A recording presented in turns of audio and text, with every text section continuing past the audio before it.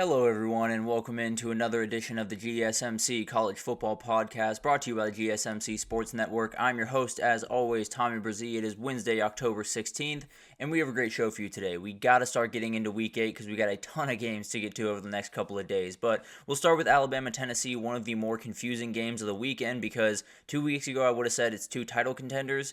Now I'm very confused about where they stand in college football, but I'll break that game down in the first one. Then we'll get into the SEC breakdowns. A couple of big-time games, LSU at Arkansas, Auburn heading up to Missouri. A couple of games that are a little bit more under the radar, but could have a ton to do with what the SEC looks like down the road. Then we'll move over to the Big 12. We'll get to Colorado at Arizona, a huge one for Colorado to get back on track. And then we'll get to Kansas State, West Virginia, one where Kansas State badly needs to win to keep in that Big 12 race. We'll get into the top 10 teams. What do we need to see from them this upcoming weekend, whether it's nitty-gritty or just kind of general sense? What do we need to see from them in some big-time matchups in the top 10 this upcoming weekend? And then we'll just get some questions out of the way. We'll get some Wednesday questions, all of the things that we just kind of wondering going into the week. One of the biggest ones for me is, are we leaving this week with some answers or more questions about college football? Because it could go any which way. But before we jump in here, I do want to remind you all we get tons of questions and comments throughout the show, and the best way for you all to get your question on the screen, we can have fun back and forth here, is to use that super chat feature. At the bottom of the chat on the Sports Network page,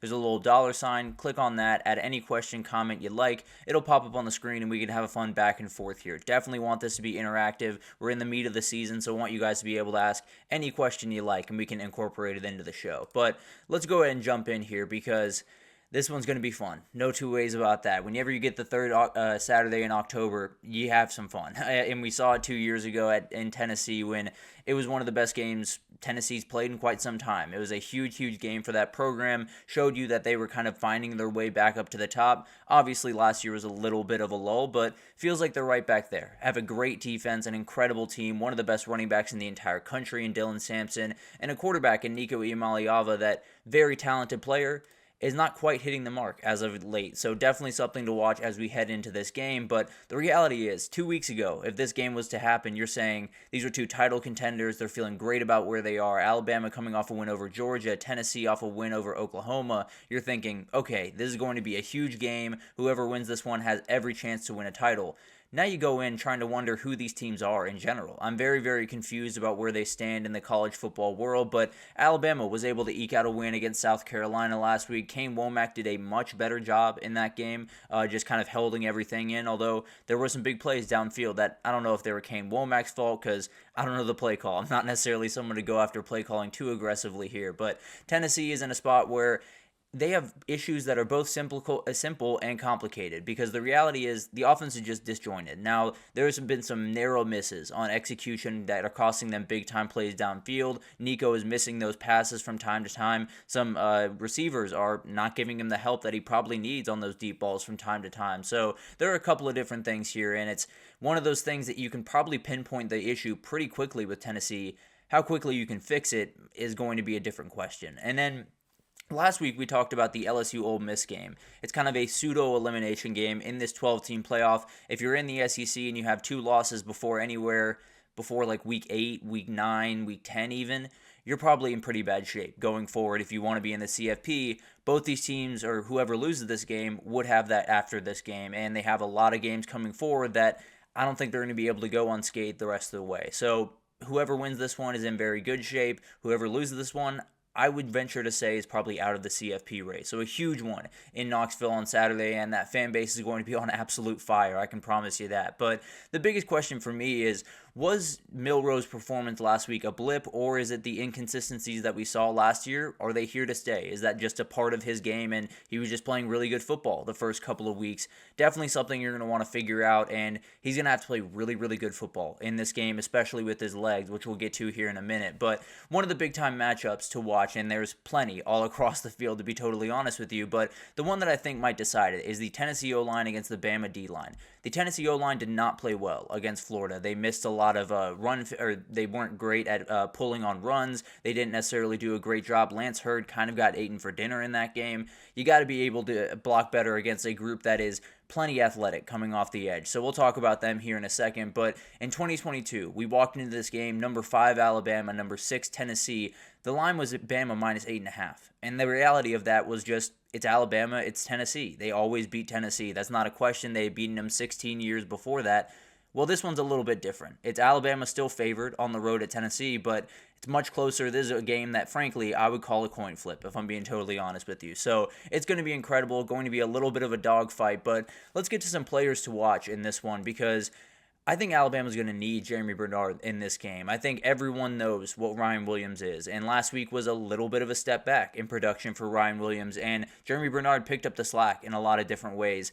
He's going to need to do that again this week because I know that Tennessee has some holes in that back end. I think the way you open them up is with someone like Jeremy Bernard, running those drags, running those deep crosses that pull some people inside, and then you can hit the deep shots to Ryan Williams and all the other receivers out there. I believe they're going to be missing Kendrick Law in this game. I could be off on that. I think Kobe Prentice is up in the air, so plenty of people that need to step up. Emmanuel Henderson, another one to watch outside for Alabama in this one.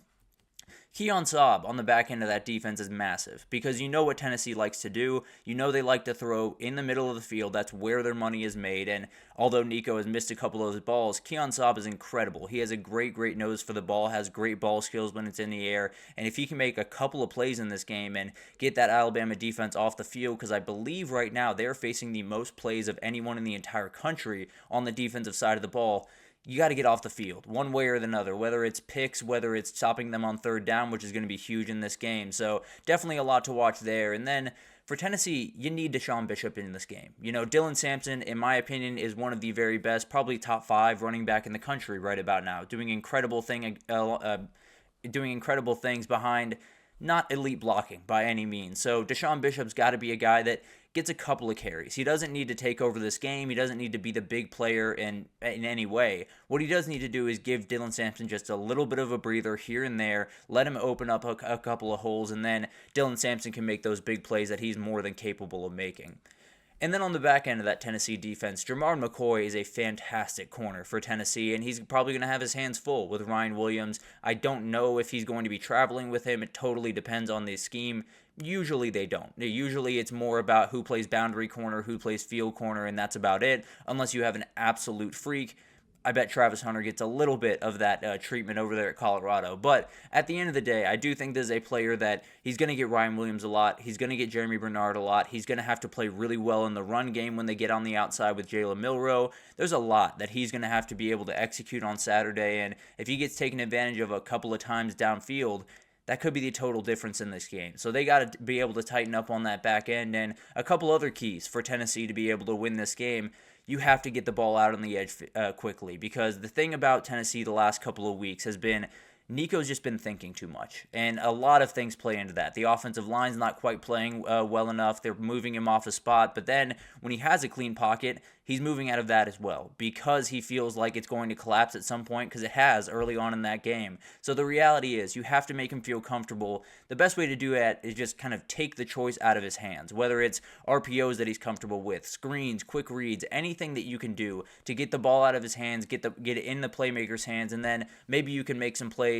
And then you open up the deep shots. You pull a couple of safeties in, and then hopefully you can hit some of those deep shots over the top that you've struggled to thus far. But you have to get this kid into a rhythm. Whatever makes most sense for him is absolutely the way you should go about business. And Florida was just not scared of them. They were not scared of that deep ball, and they didn't have a reason to be scared because Tennessee missed a ton of them in that game. So tons of stacked boxes, a lot of man coverage.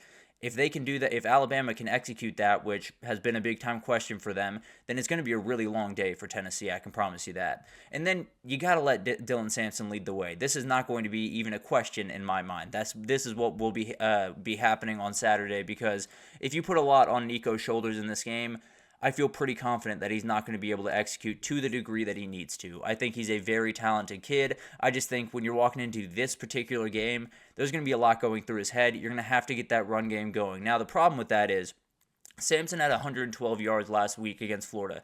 Absolutely incredible. 95 of them were after contact. That cannot be the case this upcoming weekend. You have to be able to give him some room, and you have to be able to get him running downhill, because if you can do that, he could probably get over 200 yards and totally take over this game. But if you keep having him hit behind the line of scrimmage, 1 yard past the line of scrimmage, it could be a long day and you're not quite getting the results that you wanted to. And then finally, give Nico some 6 and 7 man protections. He's going to need time, and he's going to need ability to sit there and say, I am in a clean pocket. I don't need to leave. I don't need to bail a little bit earlier because a lot of it feels uncomfortable. Give him clean pockets early on in the game, and then I think you can go back to normal blocking schemes. You can go back to 6, even 5-man protections, and he'll stand in a little bit better. I just think those early downs, you have to make sure that he's given clean pockets, have to make sure that he feels comfortable where he is, because then I think later in the game, he won't bail from those great situations, be able to make that big-time throw that could totally change this game. So a lot on the table for Tennessee and a lot of things that they have to fix up, but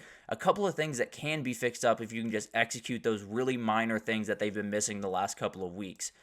As for Alabama, you got to get Jalen Milroe running the ball, and for a number of different reasons. Probably the biggest one is your running backs haven't been doing a whole lot. You have not been able to get a running game going really much at all with the running backs. I think they're very talented running backs, but if your offensive line can't run block all that well, it's not going to be a great day. So you got to get Jalen Milroe out on the edge. Now, last week he only had 36 yards on 18 carries. The year before when he played Tennessee was not a day where he got out and ran too often. He had, I believe, a 15-yard run, but that was about it in that game. So you got to be very careful with this kid, but if Jalen Milroe is not a factor with his legs in this game and he has to stand in the pocket and make all those throws, it's going to be tough, and he's going to find himself on his backside quite a few times in this game. And then commit to stop the run. I know that sounds a little bit crazy when you're playing Tennessee because they have so much explosive potential, but as of right now, they're just not hitting deep balls, and I would dare them to hit one. I would say, we're going to stop the run. We're going to do everything we can to bottle in Dylan Sampson, and then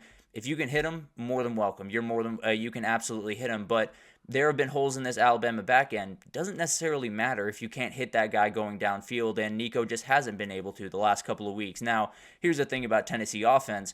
It can flip in a second. They can get things going. They can score 40 points in this game and make me look really dumb. But at the end of the day, I think committing to the run, making sure that Dylan Sampson doesn't beat you, and then you'll live with what Nico Iamaleava does. If he makes those big-time plays, if he rises to the moment, then so be it. But I tend to believe he's going to miss a lot more than he's going to hit.